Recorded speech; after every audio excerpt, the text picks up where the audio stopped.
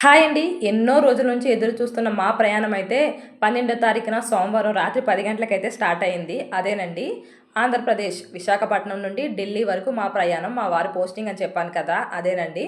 మాకైతే night 10:00కి train ఉంది. Night కాబట్టి నైట్ నిద్రపోయాము. తెల్లవారు లెగానే కొంచెం పెరుగన్నం, తర్వాత స్నాక్స్ కింద అయితే కేకు, పులిహార, అట్లు అవన్నీ పట్టుకెళ్ళాను. ట్రైన్‌లో అయితే ఏం కొనుక్కోలేదు. ఈ టీ తప్ప. టీ ఎందుకంటే బాగా తలనొప్పిగా ఉందనేసి. నెక్స్ట్ డే మార్నింగ్ అయితే 5:30, 6 ఆ టైంకి అయితే దిగిపోయాము న్యూఢిల్లీలో. మా లగేజ్ అయితే ఇక్కడ కాపలాకి నేనే ఉన్నాను. మా వారు మోసుకొని వస్తూ ఉన్నారు.